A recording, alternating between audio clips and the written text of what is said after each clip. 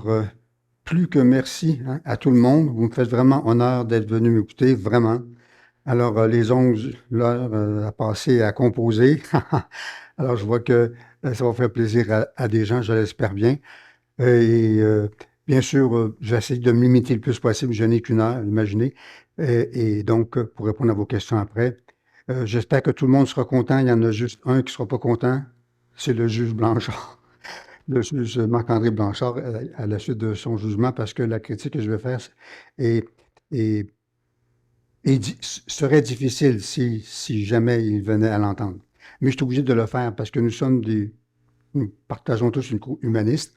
Alors, on doit veiller à ce que les jugements soient dans la lignée et dans la visée de l'humanisme. Euh, Vous êtes, bon, pour la plupart d'entre vous, là, je ne parlerai pas de laïcité, vous la connaissez, mais juste pour rappeler une chose, la conclusion du jugement Blanchard sur la laïcité, c'est qu'elle doit s'appliquer dans le monde francophone, mais elle ne peut pas s'appliquer dans le monde anglophone parce que, à cause d'un privilège constitutionnel donné en 1867 des écoles catholiques, j'allais des écoles protestantes et anglaises. Et voilà, pour cette raison-là, le juge a fait un drôle de jugement, c'est-à-dire un jugement qui donne la laïcité aux francophones et ne la permet pas ou ne l'applique pas aux anglophones. C'est d'une façon, c'est c'est- c'est en ligne directe de sa tradition juridique et c'est celle-là justement dont je vais vous parler. Sa tradition juridique qui n'a pas de bon sens au Canada. Et c'est incohérent et inacceptable, bien évidemment, pour la raison. Parce que si la laïcité est bonne, ben le monde anglophone ne pourra pas en profiter. Et si la laïcité est mauvaise, ben nous, pauvres francophones, on va l'avoir sur la tête. Alors, quand on applique la laïcité, puis on dit oui, c'est parce qu'on la trouve bonne, puis si on dit non, c'est parce qu'on la trouve pas bonne. On ne la départage pas parce que, j'allais dire, les barrières constitutionnelles poussent dans un sens et dans l'autre, et tout à fait contraire dans son résultat. Alors, comme j'ai la mauvaise habitude, vous savez, de causer, puis ouvrir une parenthèse à l'intérieur d'une parenthèse, j'ouvre une parenthèse, puis je la ferme jamais. C'est un défaut terrible que j'ai. Alors, qu'est-ce que je vais faire? Je vais m'en prémunir et je vais vous livrer en commençant les conclusions. Comme ça, je ne les oublierai pas. Les conclusions. Et ensuite, qu'est-ce que je vais faire? Je vais détailler tous les détails du jugement que je réprouve et qui prouvent la validité des conclusions que vous connaîtrez déjà. Donc, ce n'est pas un théorème en vue d'une conclusion, c'est juste pour que vous ne manquiez rien de l'essentiel, soit la conclusion que je vous les donne en partant. Et ensuite, je fais le tour du jugement et je sors tous les éléments qui sont vraiment, pourrait-on dire, plus que contestables, et en donnant les raisons. Alors, le juge Blanchard est cohérent avec sa tradition.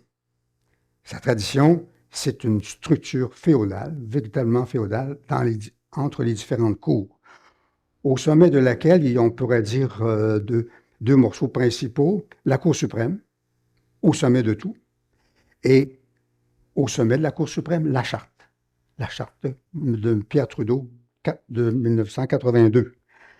Alors, cette pointe au bout de la pyramide, c'est cette pointe-là qui commande.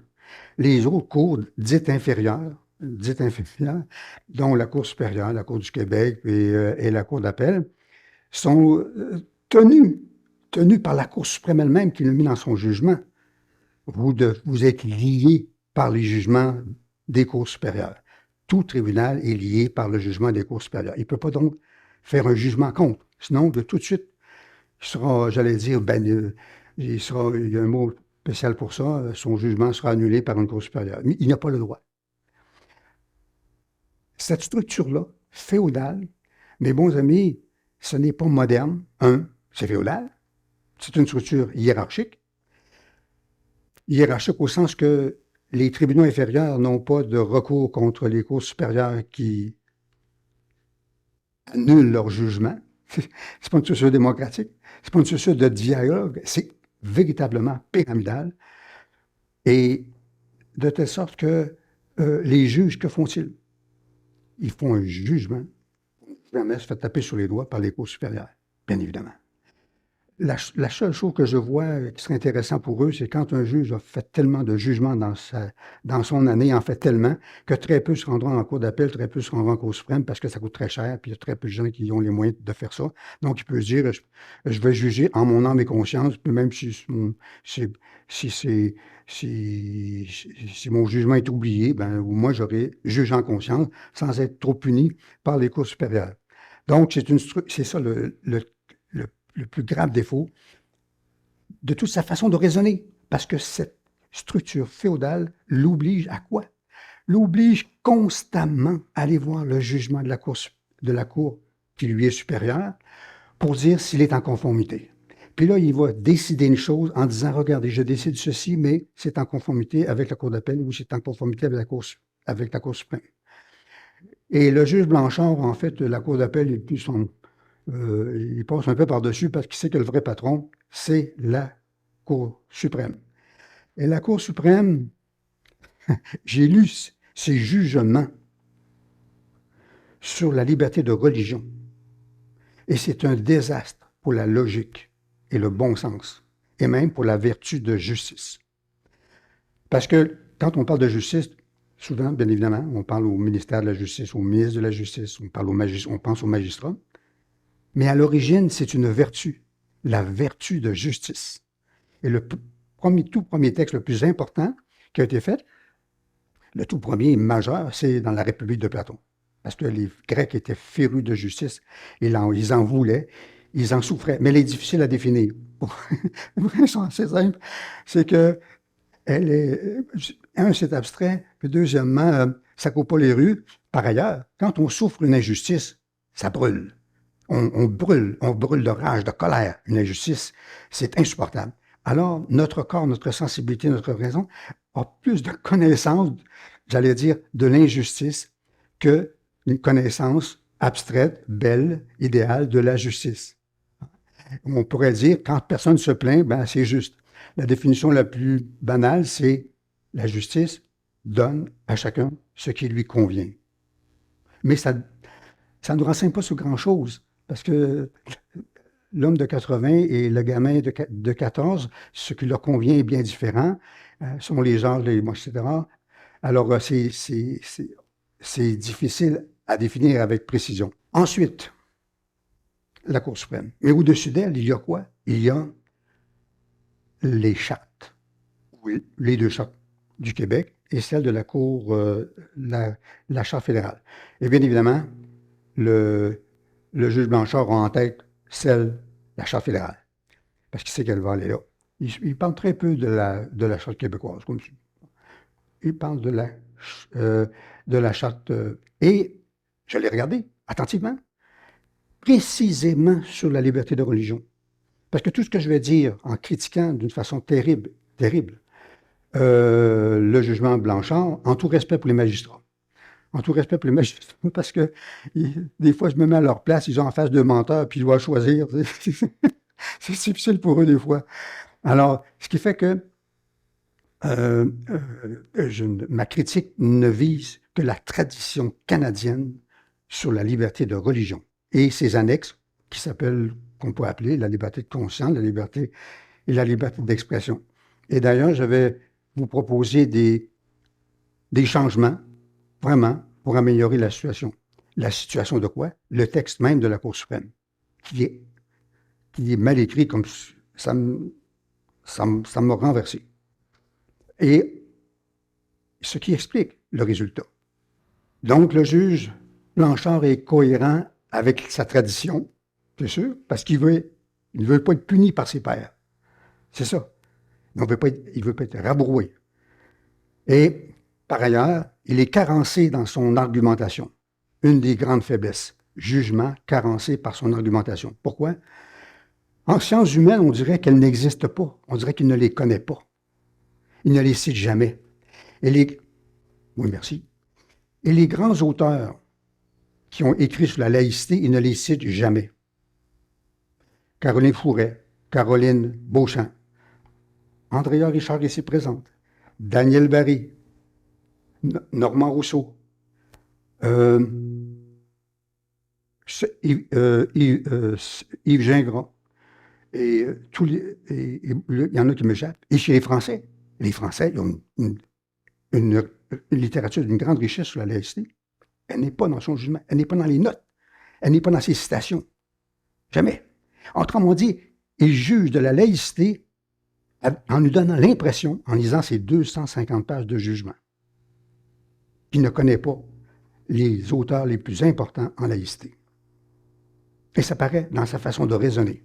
J'ai trouvé tellement de choses bancales, mais là, comme j'ai dit au début, je vous donne mes conclusions. Et irréflexion en philosophie juridique. Maintenant, je ne suis pas avocat. Bien évidemment, puis je fais de la philosophie juridique, ça pourrait être utile, mais je n'ai pas besoin. La philosophie juridique, c'est en amont. Vraiment, c'est en amont. Et le jugement de cour, puis la sanction, c'est en aval. C'est bien après. Et même chose pour les lois. Les lois sont pour être au centre avec le magistrat qui décide. Mais la philosophie, philosophie juridique, elle vérifie la validité, c'est-à-dire des concepts qui commandent le tout, comment ils sont définis et comment ils sont utilisés. Puis si en cours de route, ils ne sont pas galvaudés. Alors, donc, autrement dit, mon regard, il est en amont. Il n'est pas en aval. Ensuite, quand le jugement est sorti, les journalistes vont tout de suite aux conclusions. C'est 250 pages, ils vont aux conclusions, puis ils font l'article de journal. Sauf que ils ne lisent pas, bien évidemment, puis ils ne l'analysent pas, parce que le lendemain, il y a une autre nouvelle. Jean-François Lisée, qui est un esprit brillant, vraiment un esprit brillant, alors ce commentaire, le jugement Blanchard sur la laïcité devait être nécessairement mauvais, parce que c'est la Cour, il est fédéraliste, ou tout au moins, la Cour suprême qui va finalement juger est fédéraliste, c'est comme la Tour de Pise qui pense toujours de la même côté. Mais ça pourrait être vrai d'un point de vue politique, mais c'est plus grave encore parce que le jugement est déficient, intellectuellement mal pensé et à la remorque d'une pensée inculte. Pouvez-vous avoir pire? Impossible. Je ne peux pas écrire pire. Mais il faut rester confiant. Parce que le Canada anglais a imité le Québec. Le fédéral, en 82, a imité notre propre charte, celle de 77. Puis notre loi aide médicale à mourir a beaucoup aidé le fédéral. Donc, on ne peut pas dire que tout est perdu. Et la philosophie, puisque c'est de la philosophie juridique, c'est pas une science. Hein? C'est pas une science, c'est un savoir. C'est à la fois, j'allais dire, plus large, peut-être au contour un peu moins défini, et aux techniques beaucoup moins rigoureuses, au moins dans la pratique, que les sciences particulières avec des protocoles extrêmement serrés. Mais elle est essentielle. Vous allez voir, parce que pour y avoir failli, comme le Jules Blanchard, elle a vraiment son importance. Mais je ne suis pas ici pour plaider pour la philosophie, mais je me suis ici pour dire que le jugement Blanchard est mauvais à cause d'une philosophie mal pensée. Quand son jugement ne parle pas des autres sciences, c'est d'un appauvrissement programmé. Parce que les autres disciplines, souvent, sont régénérées par l'apport d'un savant qui vient d'une autre discipline. Pensez à l'épistémologie, Thomas Kuhn, qui est un physicien, il a régénéré vraiment cette discipline. Pensez comme Adam Smith, qui a régénéré la science économique, et c'est un pharmacien, un apothicaire. Pensez à Marx. Marx, il est un philosophe, il est militant. Il a renouvelé la science économique en lui disant « Ne t'occupe pas seulement de la production comme font les libéraux et les mercantilistes, mais occupe-toi de la répartition. » Donc, il a infléchi la science économique. Donc, l'apport d'autres savants qui viennent dans une discipline, c'est merveilleux. C'est merveilleux parce que ça donne du sang neuf. Et là, et dans le jugement Blanchard, rien. Vraiment rien. Et quand il a devant lui des opposants, que ce soit des croyants ou que ce soit des laïcistes, il prend avec des pincettes ce qu'on leur demande ou ce qu'on leur propose. Et dans son jugement, très partial, il s'attarde beaucoup plus sur les arguments qu'il va approuver et sur les arguments des croyants qui ne veulent pas de la laïcité, qui ne s'attardent sur les arguments que lui aura fournis le mouvement laïque québécois et d'autres. Donc, et dans son jugement, il se pique quelquefois de récuser, de ne pas prendre en considération un avis, mais pour la mauvaise raison. Parce qu'il s'est, je donne ma conclusion, l'erreur fondamentale. Il n'a pas réfléchi à la notion suivante, la laïcité est-elle bonne ou mauvaise? Il ne s'est pas posé cette question-là. Comment veux-tu faire un jugement pour la permettre si tu ne réfléchis pas sur ce qu'elle est? Bien sûr, il le dit très bien, la laïcité chasse la religion de l'État, des murs de l'État. Mais il n'a pas réfléchi.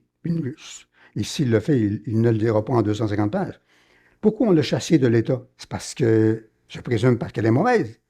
On chasse quelque chose qui n'est pas correct. De l'État, on n'a pas chassé les arts, on n'a pas chassé la science, on n'a pas chassé les sports, on n'a pas chassé l'électricité, on n'a pas chassé les voitures. On a chassé la religion.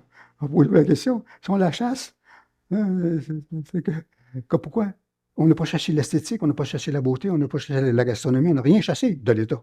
Mais on chasse la religion. Et depuis longtemps. Alors là, si elle est pas bonne, on veut la chasser, est-ce qu'elle est bonne? C'est pourquoi la question de la religion est-elle bonne ou pas bonne? Ni donc de la laïcité qui veut la chasser. Plus vicieux encore, parce que le temps file vite, donc je vais vite. Liberté de religion. Je reste à la charte, parce que j'ai dit la conclusion, dans ma conclusion, le plus mauvais morceau, c'est la composition de la charte par Trudeau. Dans son article 2, traite de la liberté de religion, c'est un vrai fourre-tout. Liberté de religion, liberté de conscience, liberté d'expression, liberté. Il met tout comme prise d'épicerie. Il faut, là, article 2, il faut mettre les libertés, alors il les met de mémoire quasiment. Et la liberté de croyance, liberté de religion, liberté de croyance. Alors là, il faut mettre de l'ordre dans ces concepts-là, puis je vais faire une proposition là-dessus, pour que véritablement, et pour sortir de quoi? Du plus important. Sortir notre justice canadienne et québécoise de sa structure pyramidale qui est féodale. Féodale, attention, en religion, elle n'est pas médiévale, elle n'est pas inquisitoriale, bien évidemment, mais féodale dans son comportement et dans sa structure. Autrement dit, les cours de justice se comportent comme les grandes entreprises capitalistes. Les plus puissantes donnent le tempo à l'ensemble d'une industrie. Dans une industrie donnée, les plus puissantes donnent le tempo au secteur. Alors, c'est un peu la même chose. Sauf que là, il y a vraiment une pyramide vraiment très claire. Et là, j'ai dit une chose épouvantable. Ce jugement relève d'une secte corporatiste. Secte, ça veut dire là, vous exagérez, là, mais secte, c'est pas Jones là, quand même. Secte, c'est pas Raël quand même, la course. Ah non, attention. C'est que leur décision, leur discours est d'un absolutisme incontesté ou incontestable par les autres juges. Ils ont une compétence semblable aux leurs, qui sont à peu près le même âge. Hein. Alors, c'est pour ça que ces gourous, quand il y a un pouvoir sur une profession qui est si impératif, impérieux et sans appel, ces gourous, qui contestent un gourou? Ben, qui peut contester la Cour suprême quand elle a fait son jugement? Qui? Une justice à l'origine en philosophie, c'est une vertu. On ne peut pas la laisser décider par une structure pareille. C'est une vertu citoyenne. Alors moi, je plaide vraiment pour que l'ensemble du droit canadien travaille autrement. Et je fais des petites propositions. Et d'autres secteurs travaillent mieux. Ils sont sans prétention aussi. Bien sûr, ils ont toutes sortes d'arguments qui sont dans le jugement, qui sont des bons arguments valides, sont respectables. Vraiment respectables. Puis il faut les avoir en tête aussi. Pourquoi c'est devenu comme ça? Parce que la justice est dangereuse, parce que la justice est punie, parce que la justice a un pouvoir de coercition terrible, parce que la justice a un pouvoir sur les citoyens qui est immense. Donc, elle se donne une structure qui est quasiment une structure militaire. Tu sais. Donc, d'où la structure féodale. Mais on pourrait faire beaucoup mieux dans une population canadienne mieux éduquée, comme elle est aujourd'hui. On pourrait faire beaucoup mieux. Encore faut-il le vouloir. Alors, corporatistes, des règles intramoureuses, des règles entre eux. Elles se comportent en aristocratie par mépris de l'opinion publique et du justiciable ordinaire. Mépris de l'opinion publique, c'est dans le jugement. C'est pas écrit mépris de l'opinion publique. C'est écrit en langage, même pas poli, la Cour ne tient pas compte de l'opinion publique. La Cour ne tient pas compte de l'opinion publique. Paragraphe, je ne sais pas quoi. L'opinion publique, c'est qui? Ben, c'est nous tous. Et nous tous, il y a des savants, il y a des docteurs, il y a des gens d'une extrême expérience, des talents extrêmement divers. L'opinion publique, c'est pas la rue, c'est pas les Black Blocs, puis c'est pas les camionneurs devant le Parlement. L'opinion publique, c'est l'ensemble des citoyens éclairés qui veulent s'informer. Il faut en tenir compte. On ne peut pas dire « je ne tiens pas compte quand je fais mon jugement de l'opinion publique ».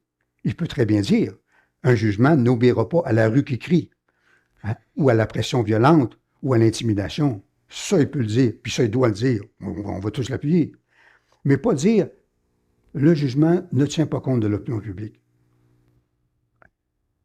Ça ne va pas. Ça veut dire quoi? Ma structure, elle est forte, elle est solide, personne ne va la déranger, donc je vais juger selon ce que j'en décide. Alors, le bon sens, même la raison provenant d'autres disciplines sont minorées et exclues de l'argumentaire du juge Blanchard. Ensuite, les juges se citent toujours entre eux. Ils se citent entre eux.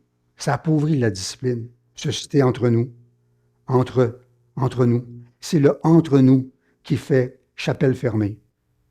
Et ça, c'est très mauvais pour l'air frais de la pensée créatrice faite par des gens qui ont des idées. Ils se citent entre eux. Et quand ils citent quelqu'un d'autre, c'est pour dire qu'un juge avait dit exactement comme lui. C'est vrai, toujours. Alors, ils sont en confrérie fermée, en chapelle professionnelle. Ils sont, comme je l'ai dit, victimes, pas victimes, auteurs, leurs propres victimes, d'un fixisme méthodologique désastreux qui afflige tout le droit canadien. Alors, ceci entre soi, obéissance monacale quasiment aux cours supérieures, conformité servile ou flagorneuse à leur jurisprudence. Et là, je vous fais une première citation du juge. L'importance d'éviter des jugements contradictoires à l'égard des jugements précédents et les discordances, incohérences ou chaos. Je veux bien, mais jugement. Tu as peur de la contradiction? Tu as peur d'un affrontement? Mais les anciens Grecs les plus brillants là, ont inventé avaient le mot agone. Agone, c'est l'affrontement. Puis ça te donne un angle, hein, deux lignes qui vont se rencontrer, forment un angle. Là, c'est le mot agone, un angle. Alors, toute discussion qui est agonale, tout échange qui est un débat dans une société, c'est la fécondité la plus merveilleuse qu'on puisse espérer, si on l'amène correctement, bien évidemment. Mais on n'en est pas là avec le jugement. Il a peur des jugements contradictoires. Mais s'il y a un jugement contradictoire entre deux juges, ben, lancez le débat public. Lancez le débat public. Et là, véritablement, entre juges,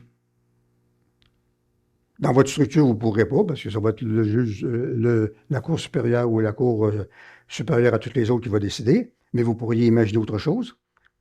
Il fait une analyse sur la liberté de religion.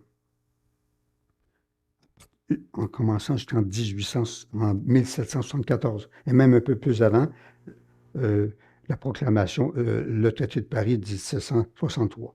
Puis là, il les graines. Alors là, tout ce qui concerne la religion, il le sort jusqu'en 82. Toutes les dates sont là.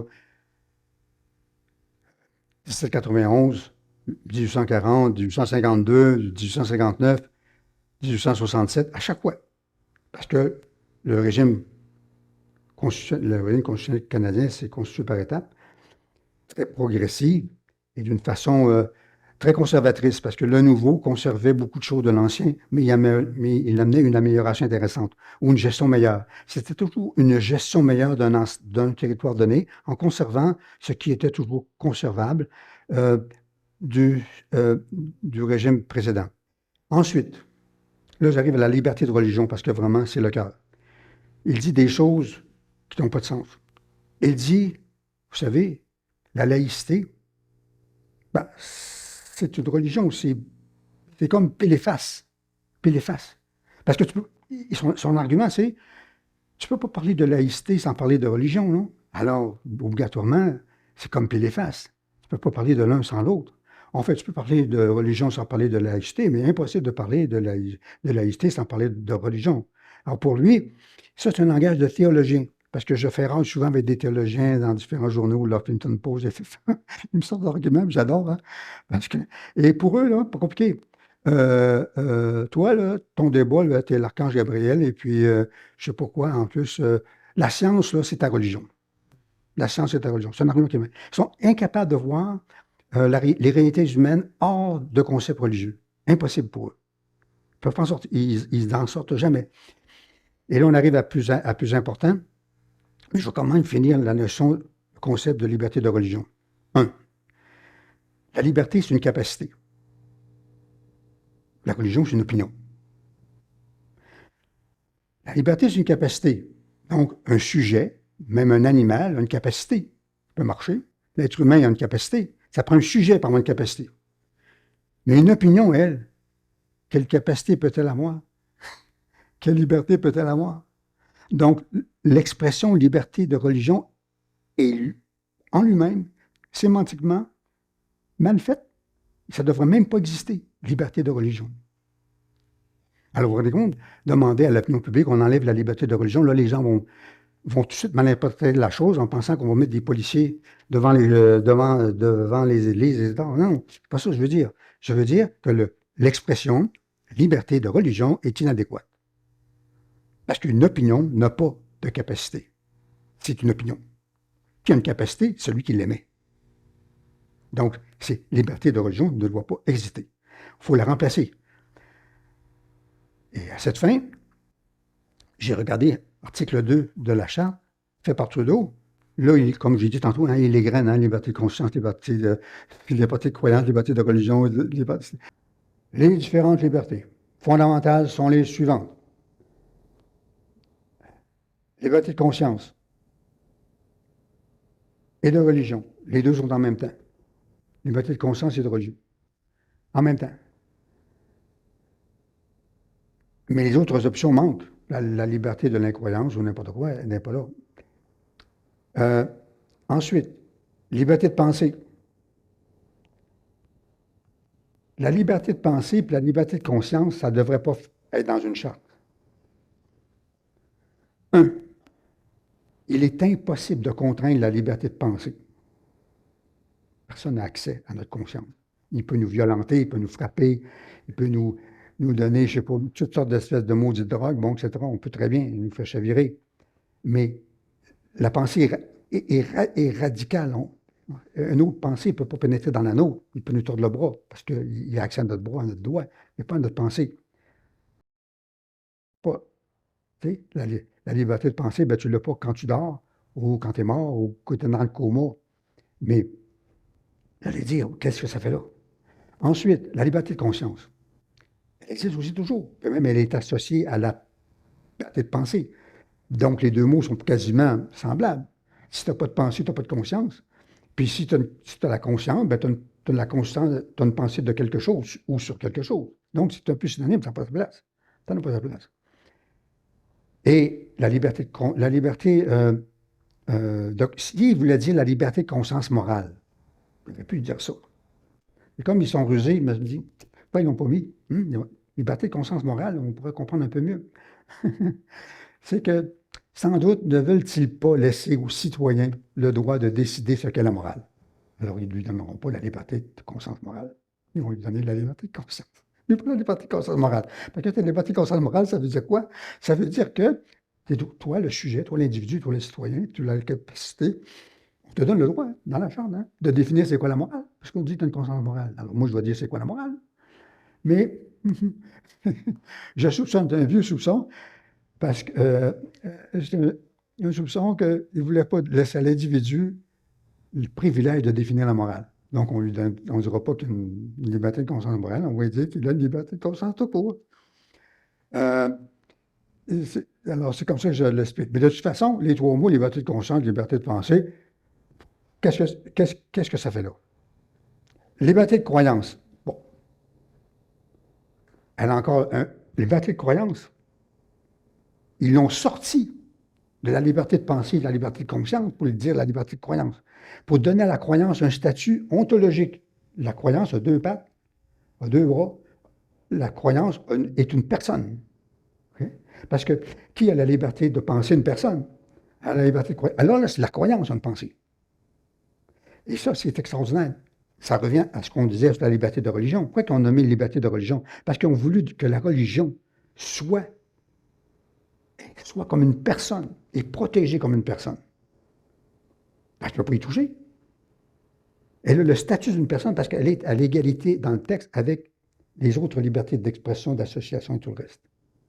Alors, une opinion est érigée en personne qui a un droit égal à une personne, quand ce n'est qu'une opinion. La religion n'est qu'une opinion, point. Mais je concède ceci. C'est une opinion qui s'oblige à des comportements, à des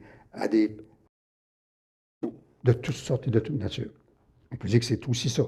C'est vrai. Mais c'est la conséquence de ton opinion. Alors, si tu conserves cette opinion, ce n'est qu'une opinion. Et ton comportement relève de l'opinion. Donc, la liberté de religion n'est pas plus importante parce qu'elle génère un comportement distinct. Parce que d'autres opinions n'infèrent pas, n'induisent pas un comportement. Mais la religion est une opinion qui induit un comportement. Mais ce n'est pas une raison pour lui donner un statut égal à celui d'une personne qui marche. C'est comme si les morts qui avaient écrit les textes sacrés étaient toujours vivants. C'est un peu comme ça. Tout est enfouillé. Alors, ce qu'il faut faire, à mon avis, on enlève liberté de religion. On met quoi à la place? Elle existe déjà. C'est la liberté d'expression. Point. Mais en 9 volets. Parce que la liberté d'expression, un sujet là, un être humain là. C'est une liberté, une capacité de s'exprimer. Liberté, capacité de s'exprimer. C'est un sujet qui est capable de faire ça. Alors, liberté d'expression, point. En 9 volets. De mémoire, liberté d'expression académique pour les enseignants, liberté d'expression artistique pour les artistes, liberté d'expression commerciale pour les gens en commerce, liberté d'expression journalistique pour les journalistes, liberté d'expression médiatique pour les professionnels des médias, parce que c'est différent un journaliste et un professionnel de médias, c'est un peu différent quand même. Ensuite, liberté d'expression scientifique pour les chercheurs et savants. Liberté d'expression, puis là, j'ai été embêté. Alors, j'ai dit liberté d'expression métaphysique. Qui connaît ce mot-là, hein? Mais je ne voulais pas mettre philosophique, puis je vais vous dire pourquoi. En fait, liberté d'expression métaphysique, en 2 petites parties, la croyance et l'incroyance. Liberté d'expression métaphysique. Parce que la métaphysique, le mot aujourd'hui veut dire ce qui est au-dessus, au-delà de la physique, si tant c'est possible. Mais à l'origine, le mot voulait dire, ce bouquin-là, c'est la physique, mais j'en ai un autre ici, puis le copiste, il dit, je vais l'appeler métaphysique. Méta veut dire après. C'est le bouquin qui vient après. Métaphysique veut dire le bouquin qui fait après. Il faut comme ça. Mais C'est un livre majeur. Si jamais vous tombez dessus, La métaphysique d'Aristote, c'est un livre majeur. Et je le mets par volet, dans le volet, un des volets, liberté métaphysique. C'est chacun d'entre nous, comment disposons-nous de cette existence? Quel sens y donnons-nous? La vie vaut-elle la peine d'être vécue? Bon, les questions ultimes auxquelles on n'a pas de réponse. Ça, c'est la liberté d'expression métaphysique. Et cette liberté d'expression métaphysique est dans deux volets principaux, bien sûr, la croyance et l'incroyance. Ensuite, la liberté d'expression scientifique, ça, je l'ai dit. Et puis, j'espère que j'en manque pas. Je vous les donnerai un peu plus loin. Donc, si on remplace la liberté de religion par ces différents volets, comment les faire? Surtout pas donner ça à des juges ou à des avocats. Ils ont un diplôme de baccalauréat, de 90 crédits en droit. Pour lire quoi? Ben, pour lire des jugements comme ça, pour avoir un diplôme, c'est pas extraordinaire. Alors, il faut que ce soit l'ensemble des groupes sociaux, les artistes, ensemble, avec le législateur, qui, ensemble, fabriquent une véritable, qu'on pourrait appeler un code de déontologie, comme on dit aujourd'hui, mais une partie de la charte. Plus qu'un code de déontologie, une partie de la charte, fait par les artistes et le législateur. Et là, bien sûr, ça passe au Parlement, et véritablement, ce volet-là devient partie de la charte. Et les commerçants, les gens d'affaires, ceux qui sont intéressés par ce genre de sujet, c'est pas n'importe qui sont intéressés ou compétents ou qu'importe. Alors, et même chose pour les scientifiques. C'est eux qui doivent composer le volet, les règles qui s'appliqueraient à la liberté d'expression scientifique. C'est les savants, artistiques, c'est les artistes, etc., etc. Et tous ces corps sociaux, avec le législateur, parce qu'à la fin, c'est lui qui et lance donc ce nouveau volet, c'est-à-dire cette nouvelle liberté d'expression en 9 volets dans la charte. Et on enlève liberté de religion. Parce qu'elle n'a pas... Non, elle n'a vraiment pas de bon sens. Je lisais ça, puis j'étais attristé. Parce que moi, j'aime le pays, j'aime le Canada, puis je suis un fédéraliste, coast to coast. Mais j'ai dit ça, moi, j'ai honte de ça. J'ai honte. Vraiment, j'ai honte. Écrire de même, ça n'a pas de... Vraiment, très sincèrement. Je laisse une parenthèse parce que... Je recommence les parenthèses, je lui ai dit que je n'en ferai pas. À la fin de l'exposé, si ça vous intéresse d'avoir mon bouquin, tome 1, La Cour suprême interpellée, plus qui est aussi l'analyse de philosophie juridique du jugement, plus un autre tome aussi qui vient compléter, mais il est tout à fait différent, puis je n'ai même pas le temps de vous en expliquer, mais ça me fait plaisir de vous le donner. Je vous le donne. Vous me donnez votre adresse courriel, puis par courriel, je vous l'en donnerai. C'est assez gros, hein? C'est autour de 13 à 1500 pages, disons, à peu près en gros. Parce que j'ai mis beaucoup d'années, depuis 30 ans en fait, surtout la deuxième partie, des textes qui datent déjà, et revisés pendant une trentaine d'années. Plus, alors je vous les donne. Je ne donne pas ça aux éditeurs. Je vous les donne. Ça ne m'intéresse pas de passer par eux. Mais ensuite, à propos d'un expert, regardez bien, c'est important. Je suis tombé dessus. Un expert, il parle des experts. Oh oui, la Cour appelle des experts pour parler. Ah oui. Mais un expert est payé par une des parties. Il est payé. Il va dire quoi? Il est payé par une des parties. Ah non, monsieur le juge dit non, non. Même s'il est payé, il est parfaitement capable d'être impartial et de dire les choses telles qu'elles sont. Dans une certaine mesure. Dans une certaine mesure. Mais si la justice consiste aussi à ne pas avoir le moindre soupçon possible, alors là, cette formule du juge de dire, d'accepter que l'expert soit payé par les parties. Une bonne justice serait quoi? Les experts, une partie veut un expert, ça me prend un expert, moi, parfait, vous voulez un expert, c'est le tribunal qui le nomme et le paye. Ça serait... Puis là, l'expert, il est payé par qui? Par la justice. Là, vraiment, là, son intégrité ne sera jamais bousculée, ne sera jamais altérée, il n'y aura pas de pression. C'est d'une extrême importance. Même chose pour les avocats. Les avocats, je l'ai écrit aussi, on les paye. Et ils veulent nous vendre l'idée que parce qu'on les paye, on va les servir. J'ai enseigné l'économique pendant 27 ans. Je connais le tabac, l'économique. L'avocat est en conflit d'intérêt avec son client quand il est payé par son client. C'est un conflit d'intérêt. S'il y a beaucoup de clients, bien, il va faire ça vite. Il faut aller se brasser. Hein. Puis s'il n'y a pas beaucoup de clients, ben, il peut étirer la sauce. OK? Alors, tout avocat, l'ensemble des avocats devraient être des fonctionnaires, comme sont les juges, comme sont les professeurs, et comme de plus en plus le sont les médecins et comme le sont les infirmiers.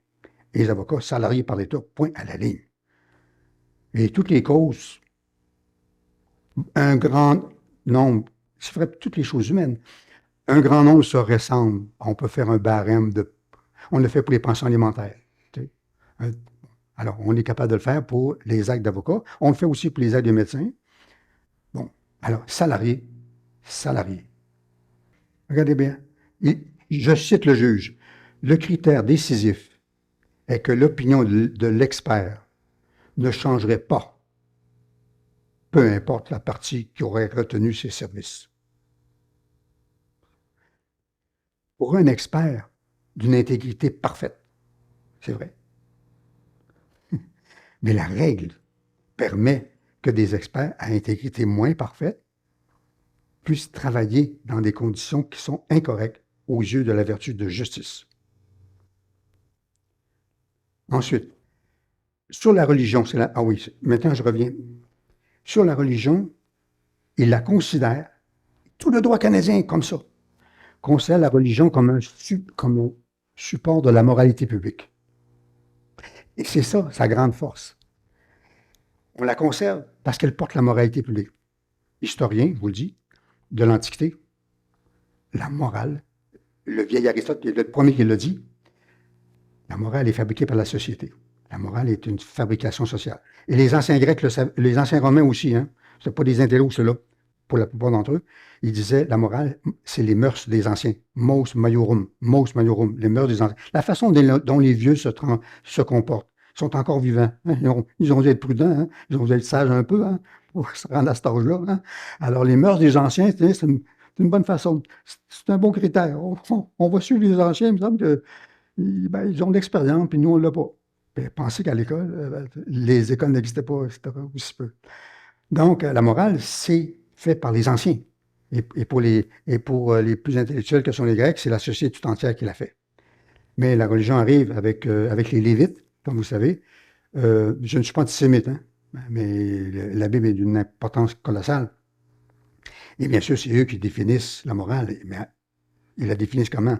Ben, c'est le Dieu qui a dit qu'on doit se comporter de telle et telle façon. Donc la morale vient de Dieu, et non plus de la société. Mais qui va décider que Dieu a dit ceci? Ben, c'est le clergé ou le corps de Lévite. On revient donc à une aristocratie qui définit la façon de se comporter. Alors, le juge, bon, il ne rentre pas dans ces considérations-là, bien évidemment, mais il accepte l'idée que la religion est porteuse de morale. Quand on sait maintenant que la bonne façon de se comporter, la philosophie est née de ce désir-là, c'est la vie bonne. La philosophie, c'est la vie bonne. C'est quoi bien vivre? C'était ça au tout début. C'était vraiment ça. Mais comme il y a beaucoup de gens qui ont des opinions, hein, alors les bouquins se sont accumulés. Puis là, au fil des siècles, les facultés de philosophie, qu'est-ce qu'ils font? Ils ne s'occupent pas de la vie bonne. Ils s'occupent de lire des bouquins qui ont été écrits sur la vie bonne. Okay? Alors, chaque discipline a ses aventures. Mais, ce faisant, en acceptant que la religion est porteuse de moralité, il va dire la laïcité qui veut la chasser, elle fait un coup dur, un croc en jambe à la moralité. C'est mal vu là, de sortir la religion de l'État. Ça a toujours été un support de la moralité. Mais il y a plus roué encore que ça. Ah, je m'en suis même aperçu aujourd'hui. En lisant, à un moment donné, quand il a dit que la laïcité et la religion, c'est pile et face d'une même monnaie, je sais comme ils sont rusés. Vous n'avez pas idée comme ils sont rusés, les théologiens en général. Pourquoi ils sont si rusés et si habiles? Parce que la raison n'a pas d'importance. Tu dis n'importe quoi. L'important, c'est la conséquence que tu crois et que tu adhères. Alors, Je vais dire blanc à l'un, noir à l'autre. Ça n'a pas d'importance. L'amour, ça n'a pas d'importance. L'important, c'est l'adhésion. Alors, ils peuvent se permettre de dire n'importe quoi. Ils peuvent donc se permettre de ne pas obéir à la rigueur de la raison. D'ailleurs, c'est un curé. Il faut écouter cette émission-là, hein, Lumière du monde, à Arte, à Canal Savoir, Lumière du monde. Et aussi écouter à Québec, je l'écoute presque chaque jour. Je ris en même temps. C'est plus drôle que les humoristes, hein, vraiment plus drôle que les humoristes. Il y en a un qui dit une chose dont vous devez vous méfier, c'est la méthode. Méfiez-vous de la méthode. Bon, OK, juste ça, juste ça. Et ça, c'est Radio-Canada Québec. Et un autre, un tout jeune à part ça, j'aurais aimé rencontrer celui-là. Je l'ai ramené au restaurant, puis je l'ai réchauffé, moi. C'est qu'il a dit, vous savez, Dieu, il n'a pas besoin d'être compris. On ne peut pas te poser la question s'il existe ou pas. Il a besoin d'être aimé. Dieu n'a pas besoin d'être compris, il a besoin d'être aimé. Donc, il va dans le sentimentalisme, puis d'une façon vicieuse. Vraiment, et moi, je vais jusqu'à dire, alors je vais jusqu'à dire que cette émission-là, si on l'étudie très attentivement, c'est d'un anti-humanisme nocif et toxique. Il faut l'écouter attentivement. C'est une manipulation des fragilisés et leur sentimentalité. Par le sentiment, et c'est même troublant. Pourtant, je serais censé rire tout le temps, là, mais je suis troublé de la dangerosité d'un tel discours, tellement il est manipulateur, puis ils sont d'une habileté incroyable. Mais je ne suis pas la liberté d'expression. Voilà pourquoi je leur ai demandé, pourriez-vous m'inviter? On dit non. Ils ont dit non. Alors c'est ça. Cette mentalité qui vient d'où? Du catholicisme romain, qui lui-même l'a emprunté à l'Empire byzantin.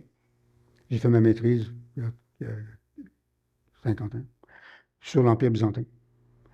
Et l'Empire byzantin, c'est lui qui a donné les structures à l'Église catholique. Et cet empire-là, c'est un empire totalitaire qui est en train de crever par toutes sortes de difficultés et d'erreurs qu'il avait faites, mais je ne peux pas vous raconter ça. Mais aussi, il était malchanceux parce qu'il y a eu aussi le climatique. Ils l'ont vraiment cassé. Mais il donnait ces structures totalitaires, épouvantables, à l'Église catholique. Et l'Église catholique, qu'est-ce qu'elle a fait? Elle n'a rien créé. Rien, rien, rien, rien, rien. Elle a simplement hérité d'un État administratif qui avait quand même presque 1500 ans d'expérience en domination. Alors, elle était vraiment bien ferrée pour mettre la main sur l'ensemble de l'Europe, puis ensuite de l'ensemble du monde. Alors, cette puissance-là, elle est incomparable. Donc, la propagande de l'Église catholique ou de la propagande chrétienne, c'est la plus puissante de tous les temps. Plus puissante que la propagande communiste, plus puissante que la propagande fasciste, et de loin. Son rival, c'est la propagande libérale de type capitaliste. Ça, c'est un grand rival. Mais, j'ai déjà dit à la blague, pourquoi dans un pays, la mafia, le capitalisme et l'Église catholique s'entendent bien, relativement bien? Les trois existent encore, hein? Pourquoi? Parce qu'ils partagent une valeur commune, l'amour de l'argent. Ça, cette valeur commune-là, toujours. Ils ont puis l'amour du pouvoir, mais l'amour de l'argent. Ce que je dis là est grossier, mais ce n'est pas tout à fait faux. Ou ce n'est pas faux du tout. Mais c'est grossier, j'en conviens. Revenons à notre juge Blanchard. Comme j'ai dit, il avait des études faites par des professeurs, le professeur Di, le rapport Bourris et celui de Lavoie-Guéda. Il les a bien analysés, puis là, il a s'attiré toutes les choses qui leur donnaient raison et qui montraient que c'était vraiment des opprimés, des pauvres opprimés parce qu'ils perdaient leur emploi. Pas une seule fois sur le voile, pas une seule fois. Puis là, j'ai ces citations. Il a pensé que si tu enlèves ton voile pendant que tu travailles, tu es toujours croyante. Donc, ce n'est pas une atteinte à la liberté de religion, ce n'est pas une atteinte à la croyance. Tu enlèves ton voile, tu crois toujours. Dieu est toujours là pour toi. Si tu passes le balai, tu n'as pas le droit de signe religieux parce que tu es balayeur. Mais Dieu qui est en avant ou Dieu qui est en arrière qui pousse un peu pour t'aider, bien, il est toujours là. Hein? Alors, la laïcité n'enlève pas l'invisibilité de Dieu qui est partout. Alors, si la laïcité n'enlève pas l'invisibilité de Dieu qui est partout, alors Dieu n'est pas lésé. Pourquoi tu le serais? Ce genre de raisonnement-là, bien évidemment, ça n'y touche pas. Pourquoi ça n'y touche pas? Parce qu'il y a une volonté. C'est souvent la volonté de s'affirmer malgré la médiocrité de ton raisonnement, en étant buté. Et c'est pour ça que c'est difficile. Et quand tu le résistes, donc moi je le résiste depuis l'âge de 17 ans. Et mes 3 fois 25 ans sont en très bonne forme. Et qu'est-ce qu'ils font quand tu es plus fort qu'eux vraiment, là, ou quand tu... Là, ils disent, on arrête la discussion. On n'en parle plus. On n'en parle plus. C'est assez. Ou bien, carrément, ils te tournent le dos. Et ils appliquent la formule de Saint-Paul.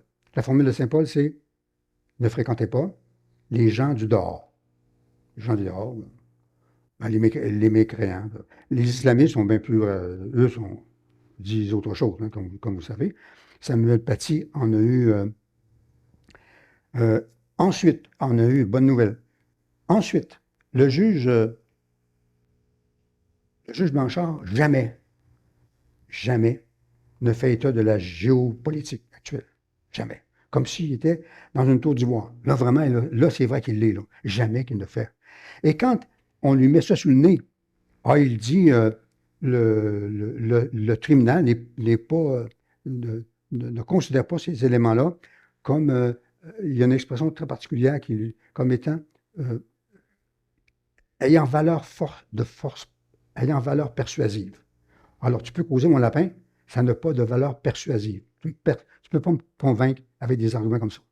Autrement dit, puis là, j'ai regardé les dates, il y avait quand même, on a fait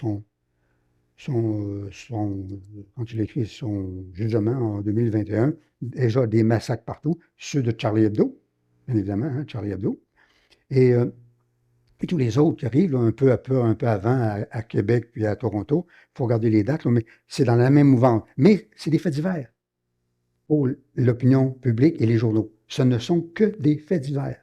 Et on envoie la police, puis l'on braille pendant 2 minutes devant les micros, et puis après ça, on passe à autre chose. Ils n'ont pas de continuité. Ils n'ont pas de continuité. Regardez bien ça, c'est clair. Quand j'ai dit qu'ils ont une structure fermée, quand je dis qu'ils ne se nourrissent pas ailleurs, quand je dis qu'ils sont... On ne prendra pas de casse, ce serait un abus de langage, mais vraiment une corporation fermée qui a une prétention. Il faut dire que ce n'est pas sans raison. Le droit est la seule discipline capable de faire pendre un de ses diplômés. L'économique n'a pas cette puissance-là, l'histoire non plus, mais le droit est capable. Donc, c'est une science puissante, hein, parce que c'est le troisième pouvoir. Mais regardez bien, ils restent ensemble et entre eux. Ça, c'est le juge qui dit. Le juge Boilard, et le juge Boilard est cité par le juge Blanchard. Le juge Boilard dit, il y a 3 possibilités à l'évolution des jugements en cours. Tu veux les faire évoluer. Il y en a juste 3. L'évolution du droit, donc eux-mêmes, ou de la jurisprudence, donc c'est eux qui les font. Et le mot droit là, comprend aussi des grands traités faits par des universitaires sur la loi et la justice aussi. Donc, les jugements, donc eux-mêmes, ou de modification de la loi. Ça, c'est normal. Mais rien d'autre.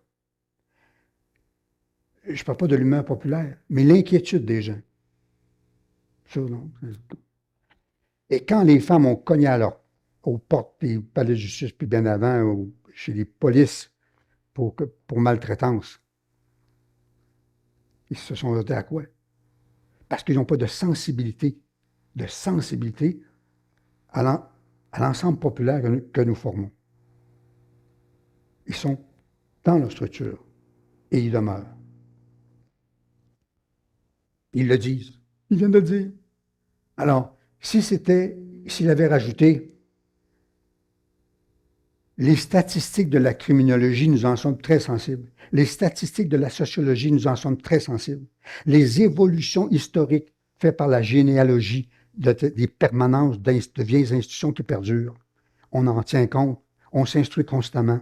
De l'évolution des arts et de la créativité des uns et des autres qui pourrait nous déstabiliser un petit peu, ça nous fait du bien parce que ça nous, j'allais dire, ça nous donne un peu de jeunesse, ou tout au moins, ça maintient l'esprit éveillé. Jamais. Pas ce qu'il a dit. Hein. Entre nous, on va évoluer selon ce qu'on va s'écrire les uns aux autres, par notre jurisprudence, ou par des universitaires formés en droit, ou par le législateur, parce que c'est lui qui mène, ultimement. La Cour suprême, elle-même, conservatisme affligeant, elle dit textuellement, je l'ai, elle refuse qu'on refasse la Constitution sous prétexte de s'opposer à des lois contestées. Alors, présentez-vous pas devant la Cour suprême pour lui demander, écoute, là, je veux ce résultat, puis ce résultat-là, bien sûr, c'est contredit par la Charte, mais fais un jugement de telle sorte que le bon sens que je vous mets sous le nez prenne vie et soit bien accepté. C'est refusé.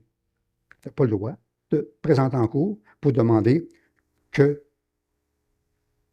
une charte ou une loi soit réinterprétée à la lumière de nouveautés vraiment pertinentes. On pourrait dire, essayez-vous. Au moins, s'il disait, essayez-vous. Puis si c'est vraiment pertinent, hors de tout doute, on le fera. Pourquoi? Parce qu'on obéit à la justice. On n'obéit pas au juge qui est en haut. On obéit au sentiment de justice. Et la justice, c'est quoi? On revient un peu au début. C'est un sentiment spontané qui vient du cœur et de l'esprit. On peut l'appeler comme ça. Et à la négative, un sentiment d'injustice, c'est quasiment physique. Hein. Et quand et la justice, c'est un peu froid, c'est un peu cérébral. Hein? Ce n'est pas comme la beauté, ce n'est pas comme l'amour, ou ce n'est pas comme d'autres sentiments. La justice est un peu cérébrale. Mais elle a sa force, qu'on voit que les gens sont heureux par son résultat et par sa présence. Autrement dit, la justice, si elle se définit mal par elle-même, elle se définit bien par son résultat. Les gens sont heureux et contents. Ils ne souffrent pas d'injustice, pour le dire à la négative. Alors que les juges, moi, une autre de mes petites idées, les juges, au moins, par exemple, à tous les 3 ans ou 2 ans, devraient faire un congrès. Les états généraux des juges. Puis là, selon leur spécialité, ils sont spécialisés, et dire aux législateurs, regardez, là, on applique votre loi, là, mais on a un problème là, on a un problème. Et le dire aux citoyens, là, vous vous présentez en cours pour telle et telle raison, mais vous n'avez pas compris ceci ou cela, ou bien voici ce que je vous propose pour que ça aille mieux. Donc, les juges pourraient devenir des citoyens éducateurs du peuple que nous sommes par leur spécialité qu'ils exercent avec compétence. Est-ce qu'ils viennent vers nous? Jamais. Ils devraient. Ils devraient être tenus par la loi. Vous donnez la justice, puis vous êtes des citoyens comme nous. Si vous êtes des citoyens comme nous, bon cœur et bon jugement, compétents dans ces questions, dans un domaine en particulier, vous cultivez ce qu'est le juste par votre métier de tous les jours, n'essayez de ne pas vous tromper pour faire rouler par une partie ou par l'autre. Alors, l'esprit de votre expérience, vous devez nous la donner. Et il devra faire donc ce qu'on appelle des états généraux de la justice, des magistrats, états généraux de la justice par des avocats, par exemple, la même chose, comme on le fait dans d'autres disciplines. Comme on le fait dans les congrès pour les sciences, par exemple, si on le fait, bien, pour la justice, il faut le faire aussi. Pourquoi ne le ferait-on pas? Alors, des juges qui ont eu de la qualité, puis là vraiment, là, on devrait aller leur embrasser les pieds parce qu'il y en a un qui est mort. Le juge Falcone, alors l'Italien, alors ça, c'est un juge d'une force admirable, vraiment, c'est le sommet. Et au Québec, la juge Ruffo, elle a défendu les enfants. Vous vous souvenez, peut-être, la juge Ruffo. Puis là, regardez bien, qu'est-ce qu'ils ont fait de la juge Ruffo? Ils l'ont coincé sur une vétille administrative ou n'importe quoi.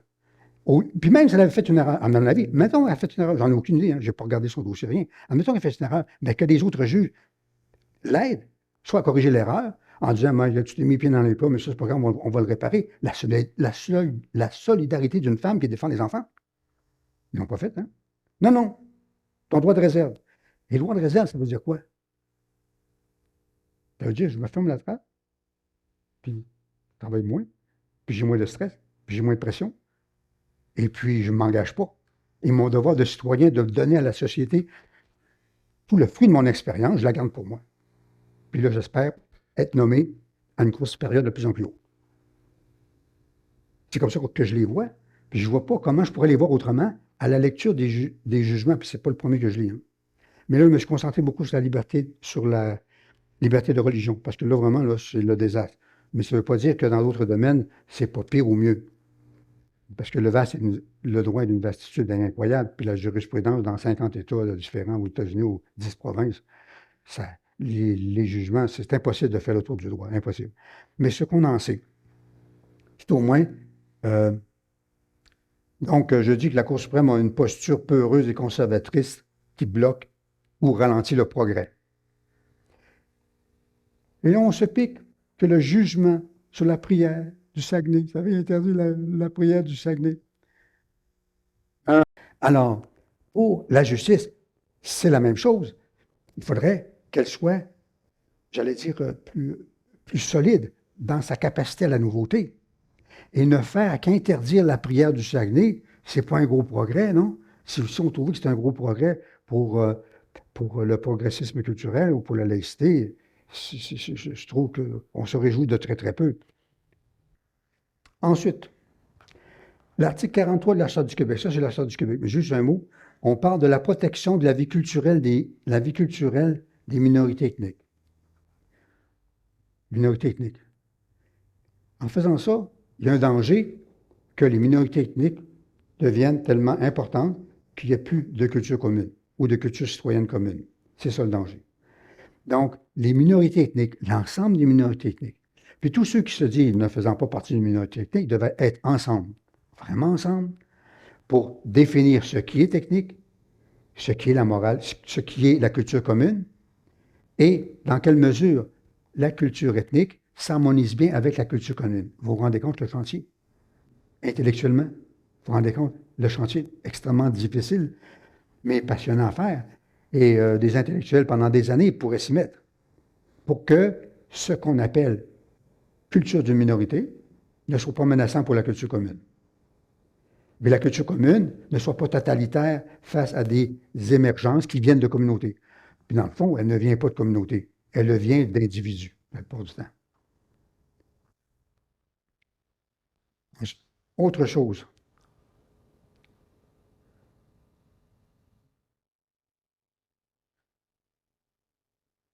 la religion ne fait pas partie de la culture. Et ça, c'est très important. La religion n'est pas une culture. Pourquoi? Une culture, quand on fait beaucoup de culture, c'est des produits de plus en plus variés. La culture artistique, c'est des produits d'une variété incroyable et nouveaux, sans cesse nouveaux. En religion, il n'y a pas de nouveauté. C'est d'une fixité totale. Et regardez, le grand art égyptien, il n'a pas évolué. Il est toujours le même. Parce que c'est un art sacré. Et l'art sacré n'évolue pas. De même que l'art byzantin. L'art byzantin n'évolue pas. Puis là, les historiens essaient de voir une petite évolution, mais dans le fond, c'est parce que l'artiste, sa personnalité lui a échappé. Puis il a ajouté des petites affaires ou toutes sortes de conditions qui fait qu'il donne l'impression d'une évolution, mais la volonté, c'est d'être toujours le même. Puis là, ben, on pourrait dire, peut-on dire ceci, que les religions visent à arrêter la mort. C'est leur grand... Elles sont nées de cette volonté-là. Les anciens le disaient aussi, les religions sont là parce qu'on ne veut pas mourir. Et c'est l'instrument, même si c'est archi-rationnel, pour contrer cette finitude que l'on refuse. On refuse la mort. Alors on fabrique n'importe quoi pour qu'elle n'existe pas. Ça, on peut comprendre ça. Ça, on peut comprendre ça. Et même c'est sympathique. C'est même sympathique. L'âge moderne, bon, auquel je pense, où je dis appartenir, je dis qu'à ces questions, il n'y a aucune réponse.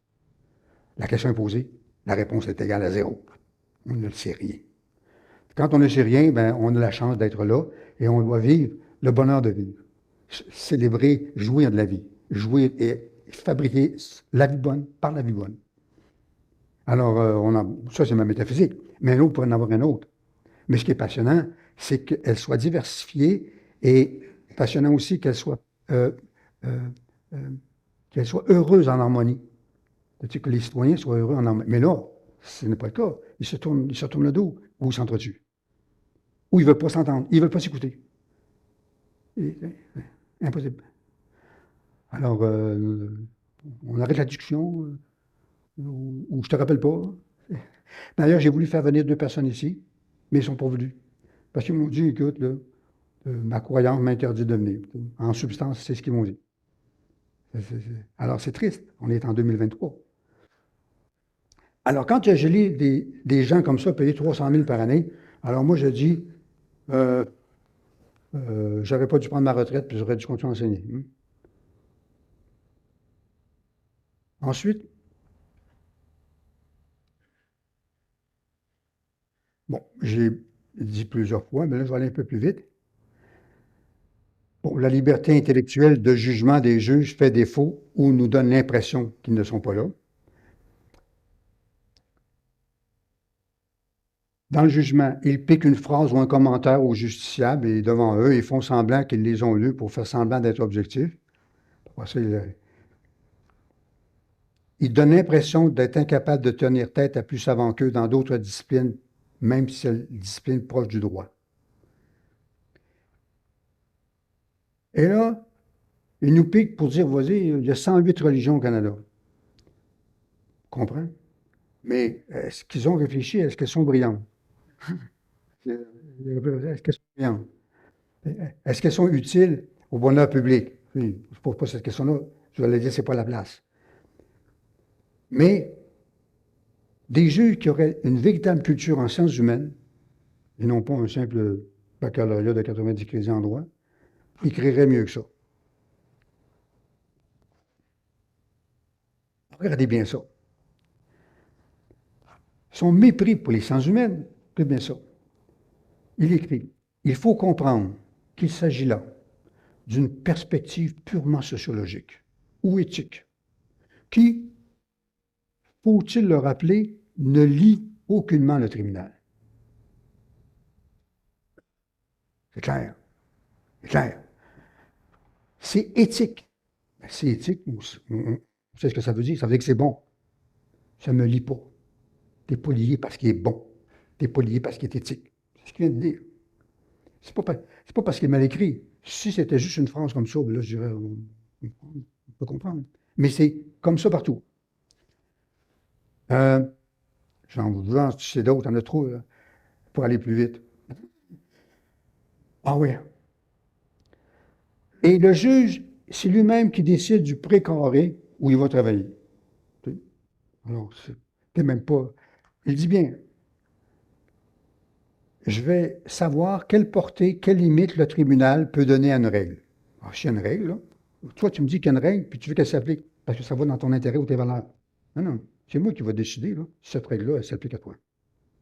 C'est moi qui décide. C'est pas la règle. Mais normalement, oui, si la règle est claire, la règle s'applique. Elle s'applique à toi, à moi, par raison. Si on a une même raison, si la règle s'applique à toi et à moi, ben, tu n'as pas un mot à dire, toi, je, puis moi non plus, mais on l'applique. Non, non, pas ce qu'il dit. C'est moi qui vais décider si ça s'applique ou pas. La règle. Donc, c'est pas la règle qui décide, c'est lui.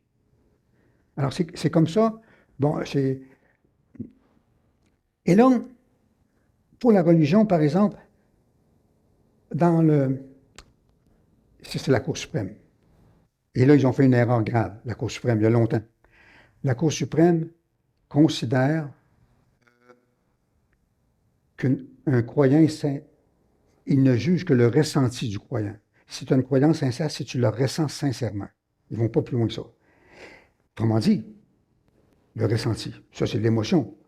Essentiellement, ce n'est pas la raison. Le ressenti, c'est l'émotion. Et il s'interdit, ça c'est textuel dans un des jugements de la Cour suprême, d'aller à l'intérieur d'un credo. Alors, si le credo est imbécile, si le credo est stupide, si le credo est criminel, si le credo est abracadabrant, ne tient pas la route, ou une pure délire, et les délires, ça existe. Non. Il se refusera à dire que c'est un délire. Il va juste se contenter de dire si tu marches droit sur le trottoir, puis tu marches pas dans la rue, des gens de choses comme ça. Autrement dit, si tu ne fais pas d'acte délictueux. Mais si c'est idiot, il ne te le dira pas. Mais si toi, tu te sers de la liberté de religion en disant que c'est mon ressenti, c'est ma religion, puis je veux ceci ou cela, ça, il n'entre pas à l'intérieur. Et c'est le cas du voile. Il ne se pose pas la question si le voile, c'est une bonne chose ou pas. Il se pose la question si elle ressent bien ou mal de le porter ou de ne pas le porter, ou elle se sent bien ou mal de se le faire enlever, ou pas. Pas de la valeur même du voile. Ça n'en occupe pas. Ben ça, désolé, ça veut dire quoi? Ça veut dire que le droit se ferme aux autres sens humaines qui, elles, se sont occupées du voile et ont dit ce qu'il était. et comment historiquement il s'est développé et comment historiquement et pour quelles raisons il est utilisé. Autre chose que je voulais vous dire, parce que là, OK, vous ne me croirez pas. J'ai fait en 2 jours, là, c'est drôle, ah, c'est drôle. J'ai le droit de rire, hein? 110 paragraphes. Je suis rendu au 10e. J'ai fait 110 paragraphes. Je suis rendu au 10e. Alors, qu'on va faire, c'est pas compliqué. Alors, ça m'a fait plaisir. Si vous me donnez votre adresse courriel, ce texte, tous les autres commentaires que j'aurais aimé vous dire ce soir, parce que le temps a passé, je vais vous les donner par courriel. Maintenant,